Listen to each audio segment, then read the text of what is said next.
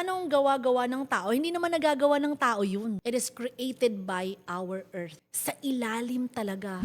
Okay. Ma'am Cha, meron pang tanong yung customer. Ang diamond daw ba is hindi daw siya totoong mahal?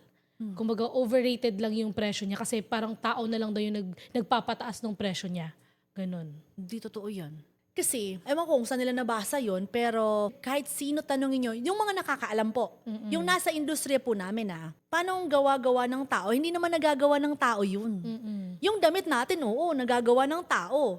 Yung mga ibang bagay sa katawan natin, kayang gawin ng tao, napoproduce ng tao. Pero ang natural diamond, hindi po natin kayang gawin. Yes. Pansin nyo po, okay, kahit po i-search po natin sa internet, saan nabubuo natural diamond? It is created by our earth. Sa ilalim talaga. And hindi yan basta-basta ilalim lang parang ito yung mundo. Malalim talaga as in, kasi may kailangan po siyang i-achieve na pressure ng init sa ilalim ng mundo. So, yung diamond, nakikreate siya ng ating mundo nasa almost talagang pinakagitna na kasi may kailangan siyang i-achieve na lalim.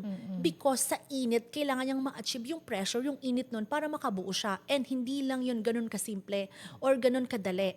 Kasi billions of years pa ang kailangan mong antayin bago makabuo ng isang diamond, ng isang rough diamond.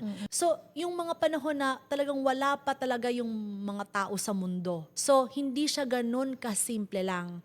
Na iniisip nila, tao lang yung gumagawa. Hindi po yun.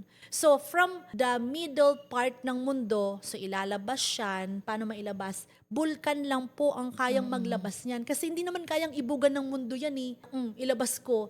Hindi. Ang gold po is nasa kailangan nating imina, nandun na mismo sa nature natin. Ang diamond hindi. Kailangan po siyang ilabas, isuka ng mga bulkan. At hindi po lahat ng mga bansa may mga bulkan. At hindi rin po lahat ng bansa may diamond. Ang diamond is nabubuo lang doon sa mga parte ng mundo, mga bansa na mataas ang init. Sa Pilipinas wala naman dito. Sa Pilipinas nga actually, meron tayong gold, may mining tayo dito ng ginto. And karamihan ng mga mining ng ginto, marami sa iba-ibang bansa. Pilipinas meron. Pero sa Pilipinas, wala kayong makitang diamond dito. As in kahit isa. Hindi ito yung labasan ng diamond. So, pag nilabas siya ng mundo, dadaan sa bulkan. So, di ba, eruption, may mga kasama ng lava, ng mga lupa, mga putik. So, doon na siya naninigas hanggang sa madikit na siya sa mundo. Yun na po yung minimina na po ng mga mining corporations, ng mga big companies. Hindi po ganun kasimple pinagdadaanan ng ganun. Labor cost mo pa lang is very expensive na. And hindi yan normal na tulad ng mga ginto na nagmimina ka. It's very, very hirap before natin makuha po ito.